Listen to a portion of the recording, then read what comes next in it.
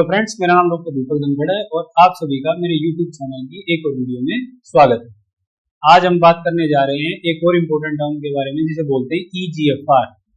आपने लगभग कभी भी KFT कराई हो, कहीं से भी कराई हो, इररिस्पेक्टिव ऑफ लैब और प्लेस, आपको उसमें ये टर्म हमेशा देखने को मिली होगी जिसे हम बोलते हैं EGFR, estimated glomerulus filtration rate. अब एक आम आदमी के लिए तो बिल्कुल ही नई टर्म है, बिल्कुल ही समझ में नहीं आएगी कि EGFR होता क्या है। लेकिन जो भी आपके नेफ्रोलॉजिस्ट हैं या जिसे से भी आपकी ट्रीटमेंट चल रही है, irrespective of pathy, allopathic doctor हो चाहे आयुर्वेदिक हो, वो इस टर्म पर बहुत जोर देते हैं कि आपका EGFR कितना है। और अगर वो इस बात पर बार बार जोर दे रहे हैं तो इसका मतलब ये टर्म भी काफी इंपॉर्टेंट है, इसलिए इस वीडियो को बनाना जरूरी है और आपको समझाना जरूरी है। तो EGFR से हम ये पता करते हैं कि पर मिनट आपकी किडनी कितना ब्लड साफ कर रही है। जो ग्लोमेरुलस होते हैं वो छोटी छोटी फिल्ट्रेशन यूनिट है, उन सब का क्युमुलेटिव जो फिल्ट्रेशन होता है उसको हम EGFR बोलते हैं। जनरली जो होता है 90 to 120 तक हम इसे ठीक कंसीडर करते हैं कि इतना अगर किसी का EGFR है तो उसकी किडनी लगभग पूरा काम कर रही है। और अगर किसी का EGFR 60 से कम आ जाता है तो फिर हम उसको CKD क्लासिफिकेशन में डालना शुरू कर देते हैं। तो अब तक हमने इस वीडियो में समझा कि EGFR की फुल फॉर्म क्या है, EGFR है क्या, EGFR की इंपोर्टेंस क्या है, और अब हम समझने की कोशिश करेंगे कि EGFR कितना हो तो कौन सी स्टेज का किडनी फेलियर आपको है। जो आपका EGFR 90 प्लस होता है तो उसको हम नॉर्मल या फिर स्टेज 1 का CKD बोलते हैं। इसमें आपको कोई मेडिसिन की ऐसा नीड नहीं है, आपकी किडनी अच्छे से काम कर रही है। उसके बाद अगर आपका EGFR जो है 60 to 89 के अराउंड है तो हम उसे स्टेज 2 कंसीडर करते हैं और हम उसे बोलते हैं कि माइल्ड किडनी फेलियर है। इसमें यानी कि थोड़ी बहुत मेडिसिन आपको खानी पड़ेंगी और डायलिसिस से आप काफी हद तक बचे हो, कोई नीड नहीं है यहाँ पर आपको डायलिसिस की। उसके बाद अगर आपका EGFR 30 to 59 है तो हम उसे कहेंगे स्टेज 3 का किडनी फेलियर, जिसे हम बोलेंगे मॉडरेट CKD या मॉडरेट किडनी फेलियर। स्टेज 3 में फिर सब फर्दर दो सब क्लासिफिकेशन है, 3A और 3B। उसके बाद अगर आपका EGFR 15 to 29 है तो अब आप पहुंच गए स्टेज 4 की किडनी फेलियर पर, जिसे हम बोलते हैं सीवियर CKD या फिर severe stage of kidney failure. किसी किसी को स्टेज 4 पर भी डायलिसिस की नीड पड़ जाती है, किसी किसी को जनरली स्टेज 4 पर सिम्टम्स ही आते हैं।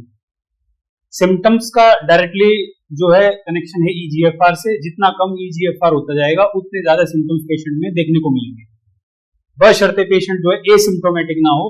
कभी कभी मैंने ऐसा ऑब्जर्व किया है कि कंप्लीट किडनी फेलियर होने के बाद भी, यानी क्रिएटिनिन 25-25, 30-30 तक मैंने ऑब्जर्व किया है और पेशेंट में कोई सिम्टम्स नहीं आते।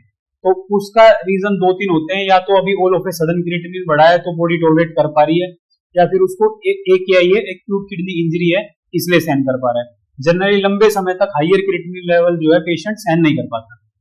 उसके बाद हम बात करेंगे कि अब आपका GFR जो है EGFR 15 से भी कम आ जाए, तब हम बोलेंगे कि आपको स्टेज 5 का किडनी फेलियर हो चुका है। इससे आगे फर्दर कोई क्लास नहीं है, अब आपकी किडनी जो है कंप्लीटली फेल हो चुकी है। अब या तो आप इसको मेडिसिन से मैनेज करो या फिर आप डायलिसिस और ट्रांसप्लांट पर चले जाओ। वो पेशेंट की चॉइस होती है, उसको क्या सुटेबल लगता है। किसी के लिए महीने में 8 दिन निकालने काफी आसान है, परहेज नहीं करना चाहता, डाइटरी रिस्ट्रिक्शंस को फॉलो नहीं करना चाहता, मेडिसिन को फॉलो नहीं करना चाहता, तो उसके लिए डायलिसिस जो है बेटर ऑप्शन है।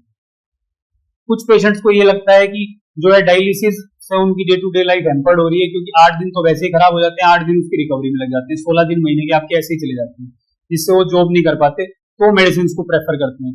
और एक तीसरी कैटेगरी पेशेंट्स की आती है जो ना तो मेडिसिन सही से फॉलो करना चाहते और ना डायलिसिस कराना चाहते हैं, वो ट्रांसप्लांट करा लेते हैं। लेकिन ये बात मैं आपको बता दूं, ट्रांसप्लांट करने के बाद भी आपको मेडिसिन खानी पड़ेगी, जैसे कि इम्यूनोसप्रेसेंट, क्योंकि अगर आपकी इम्यूनिटी को सप्रेस नहीं करेंगे तो जो आपने ग्राफ्ट कराया है, जो ट्रांसप्लांट कराया है, वो भी रिजेक्ट हो जाएगा, क्योंकि आपके बॉडी का पार्ट नहीं है। आपकी बॉडी कंटिन्यूस उसे रिजेक्ट करने के लिए इम्यूनोग्लोबिन बनाती है, एंटीबॉडीज बनाती है। अगर आप जो है इम्यूनोसप्रेसेंट नहीं लेंगे तो आपकी किडनी विद इन 6 मंथ में भी रिजेक्ट हो जाएगी। और दूसरा भ्रम ये है कि ट्रांसप्लांट कराने के बाद पूरे जीवन वो किडनी चलेगी, ये भी झूठ है। ट्रांसप्लांट कराने के बाद कुछ समय मिलता है आपको, वो आपका लक फैक्टर कह लो या फिर कुछ भी कह लो, उसको वो फिक्स नहीं है। 1 साल में भी किडनी खराब हो जाती है, 2 महीने में भी हो जाती है, चलने को 10-10 साल भी चल जाती है। वो सब कराने के बाद आगे का प्रोग्नोसिस, कैसे आप BP मैनेज करते हो, कैसा आप लाइफस्टाइल मेंटेन करते हो, उस पर डिपेंड करता है। लेकिन जनरली दिल्ली एनसीआर में देखा जा रहा है कि ट्रांसप्लांट ज्यादा नहीं चलते। रीजन है अडल्ट्रेटेड फूड, बहुत ज्यादा सीवियर पोल्यूशन और थोड़ा पेशेंट की बेवकूफी कि वो बाद में डॉक्टर को दिखाना ही छोड़ देता है, क्योंकि केएफटी में उसको दिखता है उसका क्रिएटिनिन नॉर्मल आ गया, उसको लगता है डॉक्टर के पास क्या जाना है, जाएंगे ओपीडी फीस लेगा, बेवकूफ बनाएगा, ऐसा यानी साइकोलॉजिकली पेशेंट को लगता है। जबकि ट्रांसप्लांट के बाद उसको अटमोस्ट जरूरत है कि वो हर मंथ अपना रेगुलर फॉलो अप करे, नहीं तो कब वो ग्राफ्ट आपका रिजेक्ट हो जाएगा पता नहीं चलेगा। अब बात आती है ईजीएफआर कैलकुलेट करने में कुछ फैक्टर्स भी हैं जिनका हमें ध्यान रखना होता है। हाँ जी, काफी सारे फैक्टर्स हैं, जैसे आपकी एज क्या है, फिर उसके बाद आपकी रेस क्या है, जैसे अफ्रीकन, एशियन, इस टाइप से जो आपकी रेस है उसका भी इसमें रोल है। दूसरा आपका जेंडर क्या है और आपका क्रिएटिनिन की वैल्यू क्या है, इन सब फैक्टर्स का जो है रोल रहता है आपका ईजीएफआर कैलकुलेट करने में। तो दोस्तों आज की वीडियो में हमने ईजीएफआर को ए टू जेड समझ लिया है। ईजीएफआर की फुल फॉर्म क्या है, ईजीएफआर होता क्या है, ईजीएफआर की अलग अलग वैल्यूज के अकॉर्डिंग आपकी किडनी किस किस स्टेज की फेलियर पर है वो क्या है वो आप जान चुके हो। और ईजीएफआर को कैलकुलेट करने में कौन कौन से फैक्टर्स जो हैं वो रिस्पॉन्सिबल हैं, और ईजीएफआर के होने पर क्या सिम्टम्स आ सकते हैं और क्या नहीं। Symptom generally weakness, nausea, vomiting, swelling, ये सब हैं जो सीकेडी के सिम्टम्स हैं। जनरली 95% पेशेंट में दिख जाते हैं, कुछ 5 से 10% पेशेंट ऐसे होते हैं जो एसिम्प्टोमेटिक रह जाते हैं, जिनमें सिम्टम्स देखने को नहीं मिलते इररिस्पेक्टिव ऑफ उनका ईजीएफआर लेवल। तो चलिए किसी और दिन मिलेंगे किसी और वीडियो में। धन्यवाद।